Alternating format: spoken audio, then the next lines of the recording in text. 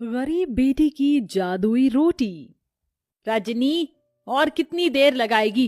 तेरे बापू कब से बैठे हैं, अब ले आ खाना। बस लाई माँ। रजनी को खाना लाता देखकर पिता किशन ने मुस्कुराहट से पूछा। अरे आज मेरी बिटिया ने क्या क्या बनाया है? बाबा, मैंने आपके लिए भिंडी की भुजिया बनाई है और सूखे आलू भी। फिर तो आज मैं पेट भर कर रोटी खाऊंगा। 2 तरह की सब्जी बनी देखकर ललिता बड़बड़ा उठती है।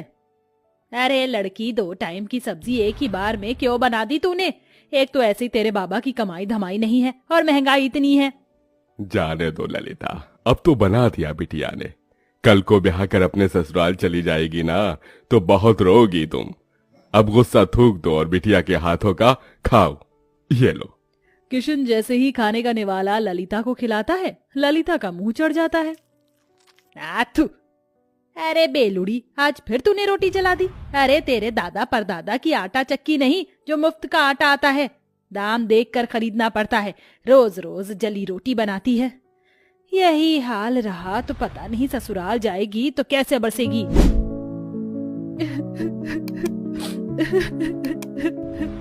अरे बिटिया, तू रो क्यों रही है? तेरी माँ तेरे भले के लिए ही कह रही है ना।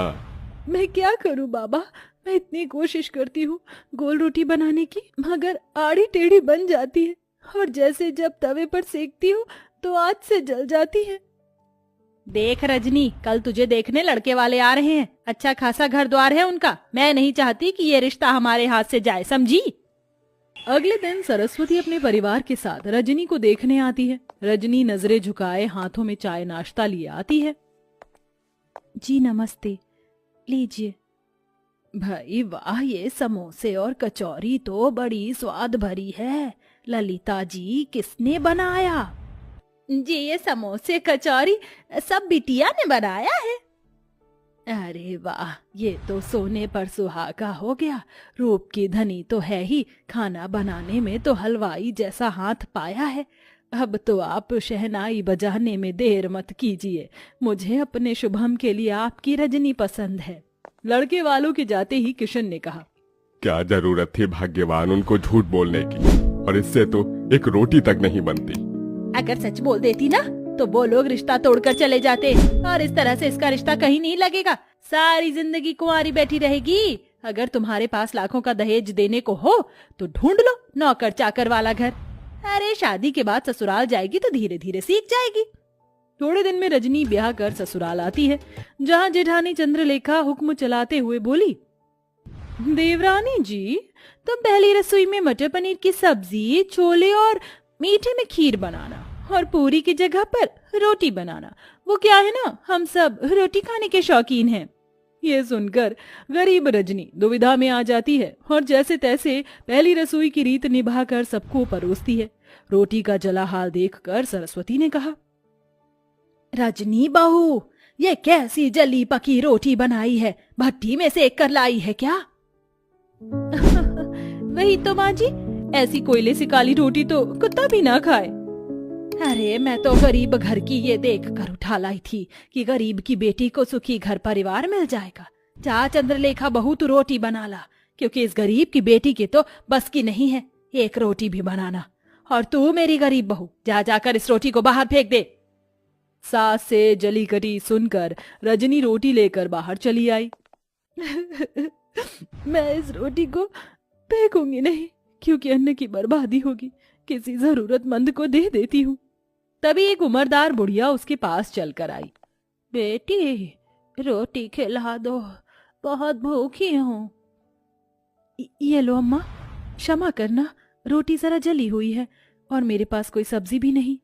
मेरी पोटली में गुड़ है, उससे खा लूंगी। बुढ़िया हबड़ हबड़ कर रोटी खाने लगती है। तभी रजनी का परेशान चेहरा देखकर वो पूछती है। बेटिया, तुम परेशान क्यों हो? अम्मा, मेरी लाख कोशिश करने के बाद भी मुझसे गोल और अच्छी रोटी नहीं बनती।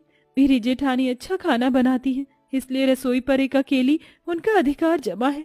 मेरी सास ने मुझे बहुत ताने दिए। तत्पश्चात बुढ़िया पोटली में से एक तवा उसे देकर बोली। ये लो बेटी, ये जादुई तवा है। इससे अब तुम्हारी सारी परेशानी टल जाएगी। इस तवे पर बनने वाली रोटी जादुई रोटी होगी। धन्यवाद अम्मा। रजनी बुढ़िया का दिया हुआ जादुई तवा घर लेकर आई और अपनी सास से निडर होकर कहा, माँ जी, रात की रसोई मैं पकाऊंगी। इस बार कोई भूल चूक नहीं होगी, वादा करती हूँ। लगता है सवेरे की बेइज्जती से मेरी गरीब देवरानी का मन नहीं भरा, जो फिर जली कच्ची रोटी बनाकर नाक कटवाना चाहती हैं। देवरानी जी को एक मौका दे दीजिए माँ जी। ठीक है, मगर इस बार की रोटी भी तूने जली बुरी बनाई तो मैं तुझे कतई माफ नहीं करूंगी मेरी गरीब बहू। रजनी रसोई में लग जाती है। सब्जी तो बन गई, अब फटाफट से रोटी बनाती हूँ। रजनी जैसे ही चूल्हे पर तवा चढ़ाती, वह खरे सोने के समान चमचमाने लगता है। वह टेढ़ी मेढ़ी रोटी बेलकर तवे पर जैसे ही डालती है, रोटी जादू से एकदम गोल आकार की बन जाती है। अरे वाह, पहली बार मेरी रोटी एकदम गोल और प्यारी बनी है। ऐ मेरी जादुई रोटी, मैं चाहती हूँ कि तुम एकदम फूली बन जाओ। गरीब रजनी के कहते जादुई रोटी फूल कर गोल मटोल हो जाती है। वह सभी को रोटी परोसती है, जिसे खाकर सब दिल खोल कर तारीफ करते हैं। वाह रजनी बहू, तुम्हारी बनाई रोटी में अमृत जैसी मिठास भरी है। सचमुच रजनी, बिना सब्जी के भी रोटी बड़ी स्वाद लग रही है। सच में रजनी बहू, तेरे हाथ की रोटी खाकर तो जी ही नहीं भर रहा। जाने क्या जादूगरी भरी है तेरी इस रोटी में। धन्यवाद माँ जी। रजनी की तरफदारी सुनकर चंद्रलेखा भीतर ही भीतर जल भून रही थी। सवेरे तो एकदम गुड़गोबर खाना बनाया था इसने, एकदम से ऐसा क्या चमत्कार हो गया जो मेरी गरीब देवरानी इतनी गोल फूली रोटी बना लाई। यूं ही दिन गुजरने लगे। तवे के सहारे रजनी ससुराल वालों को जादुई रोटी बनाकर खिलाती। सभी उससे खुश रहने लगे। एक दिन उसके माता पिता उससे मिलने आए। जी नमस्ते। समधन जी, समधी जी, आप दोनों आइए ना। रजनी बहू, देख तो कौन आया है। अपने गरीब माता पिता को देखकर रजनी की आंखों में आंसू छलक आए। माँ, बाबा, कैसे हैं आप? हम ठीक है बिटिया, तुझसे मिलने का मन किया तो आ गए। तुझे सुखी देखकर अच्छा लगा। अब चलते हैं। अरे ऐसे कैसे आए हैं, तो अपनी बेटी के हाथों की रोटी खाकर जाइएगा। रजनी रसोई में आकर रोटी बनाने में लग जाती है। आज मौका अच्छा है, जाकर देखती हूँ ये माजरा क्या है। चंद्रलेखा बहू, कहाँ चल दी? जाकर हल्दीराम से मिठाई समोसे ले आओ। जी माँ जी। इस गरीब देवरानी की किस्मत इतनी अच्छी है, आज भी बच गई। रजनी फट से अम्मा का दिया हुआ जादुई तवा चढ़ाती है। वह चमचमा उठता है। रजनी बेली हुई रोटी तवे पर डालकर कहती है, ऐ मेरी जादुई रोटी, खूब फूलो फलो। ये कहते ही चमत्कार से जादुई रोटी तवे पर फुदक फुदक कर फूल जाती है। तभी माँ ललिता रसोई में आ जाती है। माँ, तुमने मेरी जान निकाल दी। अरे वाह रजनी, तू तो बड़ी अच्छी रोटी बनाने लगी।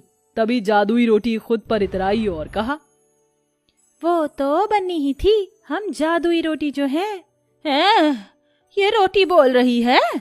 हाँ माँ, क्योंकि ये सब जादुई अनोखी रोटी है।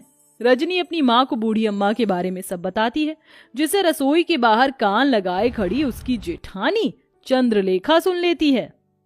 अच्छा जी, मेरी गरीब देवरानी की बनाई रोटी जादुई है। अब तो इसका पर्दाफाश मैं करूंगी। हाँ। चंद्रलेखा एक आदमी को पैसे देती, जो भिखारी का भेष धरे उसके दरवाजे पर आता है। बहन, 2 रोटी खिला दो, भूख लगी है, दया करो। रजनी को उस पर दया आ जाती है। ठीक है भैया, जरा देर ठहरो, मैं रोटी लाती हूँ।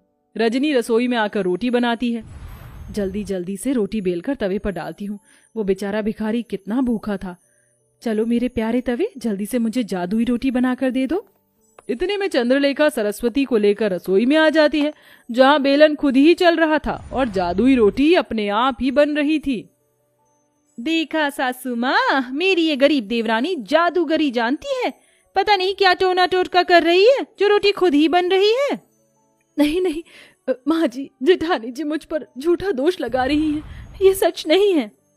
अरे मैं जो आंखों देखी देखूंगी उसे ही तो सच मानूंगी ना। रजनी बहू, तू डायन तो नहीं? नहीं माँ जी, अपनी सच्चाई का सबूत देते हुए रजनी जादुई रोटी और तवे के बारे में सब बता देती है, जिससे दूध का दूध पानी का पानी हो जाता है। इसके साथ तवे का जादू भी चला जाता है। चंद्रलेखा बहू, तुमने जलन और बैर में रजनी बहू को गलत दिखाया, और रजनी बहू तो क्या हुआ जो इस तवे का जादू चला गया। अब तुम्हें रोटी बनाना तुम्हारी सास सिखाएगी। माँ जी, रजनी रोते हुए अपनी सास के गले लग जाती है और बड़े चाव से न केवल रोटी बनाना बल्कि सब कुछ बनाना सीख लेती है।